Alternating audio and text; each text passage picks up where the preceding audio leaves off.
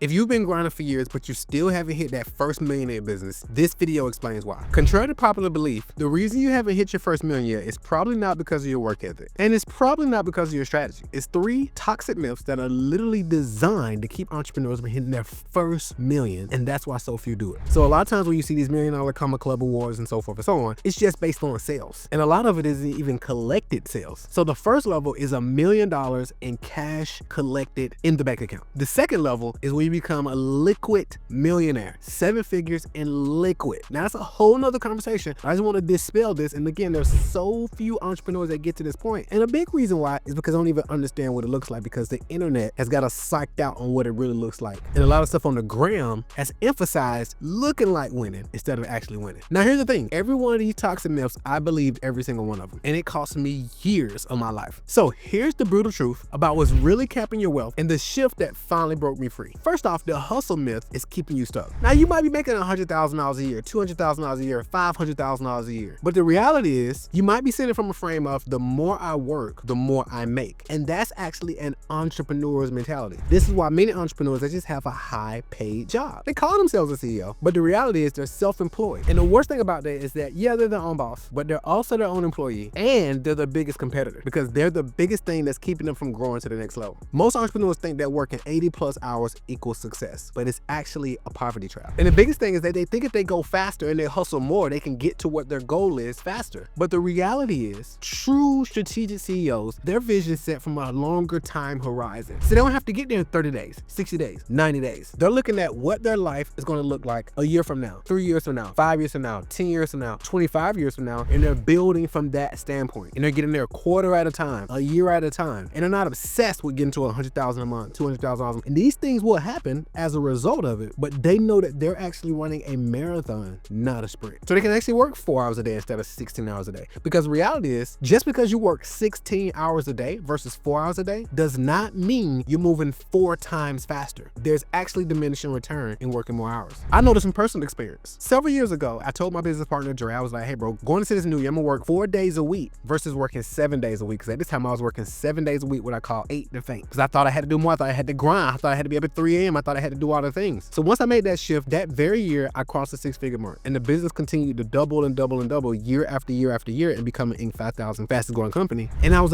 able to do it in a fraction of the work time because I started to think differently and move differently and build differently. And I have a client named Carwana. She actually she was stuck at like $30,000, $40,000 a month. And most people were like, stuck? I would love to be stuck there. But you, as a high-level entrepreneur, you get what it means to be stuck at $20,000, $30,000, $40,000, $50,000 a month. I was stuck at $50,000 a month for like 3 years. And at one point, $50,000 a month was the holy grail for me. And it was a dream. Because a mentor of mine used to tell me that $50,000 a month was a bad month for her. At that time, I was like, I just want to get to $50,000 a month. And I finally got that. I was stuck there for 3 years. So I had a $500,000 a year business. Actually a little over because like $50,000 a month is $600,000 a year. But I was still running it like I was making $50,000 a year. So I have a client named Carwana. She came in that she was stuck at $30,000 to $40,000 a month. And she wanted to get to the $1 million mark. And she was working 7 days a week. She had a brand new baby and she was still grinding and doing some amazing things. We implemented some of these shifts in her business. And guess what? She went from $30,000 to $40,000 a month to $300,000 to $400,000 a month while working 3 to 4 days a week versus working 7 days a week. Now, I'm not saying you're going to make the same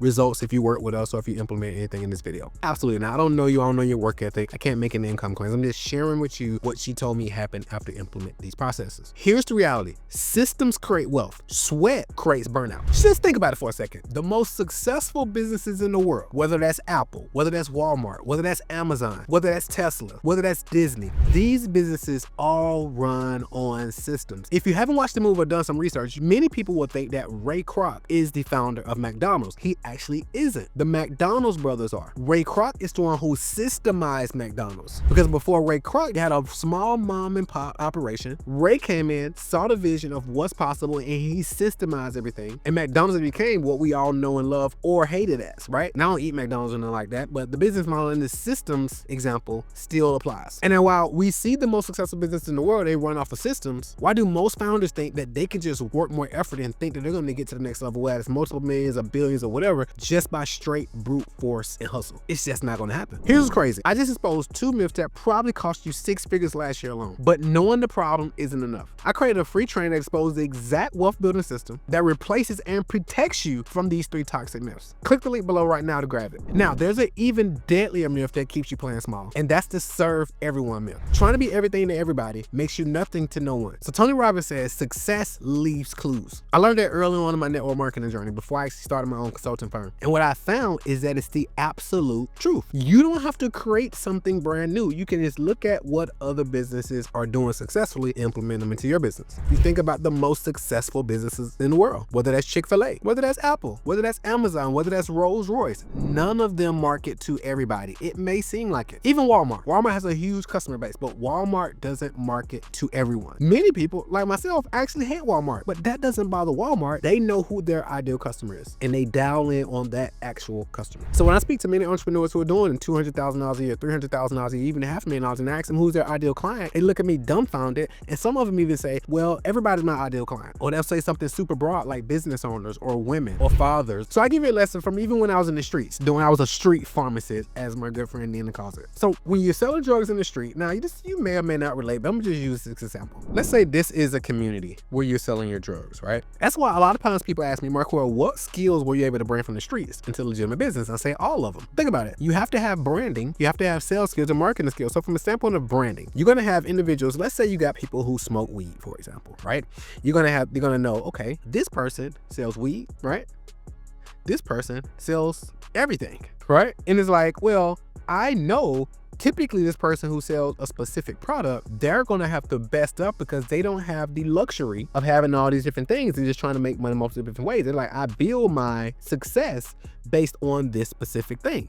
Now, if you niche down, they're going to know, again, this is back to branding. They're going to know, okay, this person has high quality, the best weed. It's going to be very expensive. It's going to cost more than the other ones, but it's the best. And then they're going to have individuals, they have it, you can get a lot more of it, but it's not as good. Both of these individuals can make really good money, but they know they're speaking to a specific audience. Now, I know that maybe that sounds like a dramatic example, but hopefully you got the point. I'll give you another example. If you think about a general physician goes into a room with their patient, and on average, they stay in there for about 7 minutes or less because they can't afford to be in a long time because they have a lot of patients to see. A brain surgeon, on the other hand, makes 5 times as much, and they're rarely at the hospital. They're at home on call, they come in, they shake hands, they kiss babies, they go in and go to surgery, maybe an hour, 2 hours, and they smash back off in their Rolls-Royce or their Maserati or whatever luxury car they drive. They make 5 times as much, and people will fly from all over the world to come work with this specific brain surgeon. Why? Because they specialize in solving a specific problem for a specific type of person. And I could literally go on and on and on, but I think you get the point. So what I suggest you do is you pick your mountain, you climb to the top of that mountain, you own that mountain,